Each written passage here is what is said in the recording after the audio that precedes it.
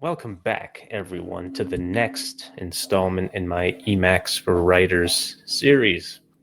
In this video, we're going to learn about extending the functionality of Emacs by installing Emacs Lisp packages from the web. So stay tuned. Let's get into it.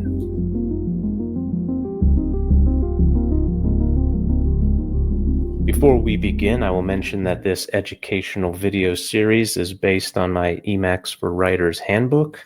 If you want to follow along with the text, there is a link below where you can download the DRM free ebook. So check it out.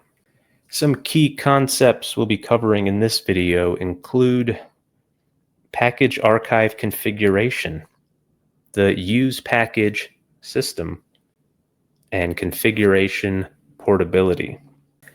So as we've already discussed in the series, Emacs does not limit you to the functionality and options that come with the base version of vanilla GNU Emacs, what I'm using here. Emacs can be extended with functions that you can write yourself or with packages written by other Emacs users out there. You can always download extra packages from the web and just run the code yourself in your actual Emacs window or in your configuration. But the Emacs community has simplified the installation process by hosting package archives that Emacs can connect to directly. You just need to tell Emacs which archives you want to connect to. So this little package configuration block that I have here is available in the Darkstar starter config that you'll find we referenced in the last video, and it's also on my website and in the handbook, so you should have no trouble finding it.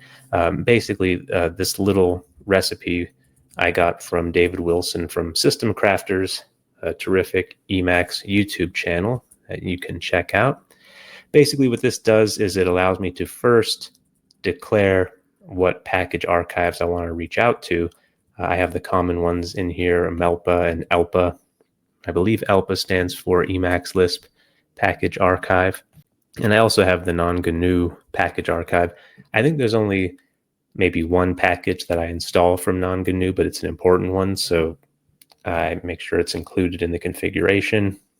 And of course, what this does here is it refreshes the local cache to reflect what is currently in the package archives, because of course packages update from time to time. And then this statement here installs the use package, which we're going to talk about in a few minutes, which is very important. It definitely makes your installations a lot easier to manage. And this here, we just want to make sure that use package is installed. The two main ways I'm going to show you for installing packages, one with use package, one with a manual installation. So as I go back to the starter config that I have here, there's two packages that will make Emacs a lot easier to use, Vertigo and Orderless. This will give you more auto-completion options when you're looking for files or functions. So let's actually put that in here. So use package is going to be used for both of these, for Vertigo and for Orderless. So now I'm going to close and save Emacs. And when we open it up again, it's going to reach out and install those packages as well. And the benefit of this, of course, is that no matter what workstation you take your Emacs to, all you'd have to do is bring over your configuration file, your .emacs file, and it will automatically do all the installations of your favorite packages. You see now when I do find file, it will give me more completion options here. When I want to run functions, you see it's giving me all these nice auto completions here. So that's Vertigo and Orderless working for us. So already you can see how Emacs in our little personal configuration here is evolving and getting more user-friendly. But of course, if you just want to try a package without adding a use package declaration for it, you always have the option of just doing a manual package installation. So in that case, you'll just do meta x and you can do the package refresh. So that'll make sure you have all the latest information about what's available in the archives. And then you can do package or just list packages. So you can see there's lots of stuff here.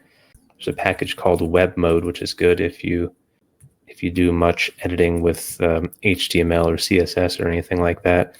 So you see, because I have a few different package archives here, it gives me a choice. So let's say I want to install web mode from Melpa. I can just click on it, and I can click install, and it will install web mode for me.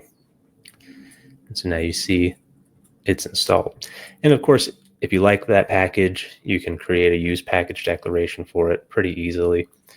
But there you go. So that is a very quick and basic rundown of how we can introduce third-party Emacs Lisp packages into our Emacs configuration, and some of the very basics of using use package. Of course, there's a lot more options and nice things you can do with use package. For this video, that's going to be the basics of it. So I'll leave it right there.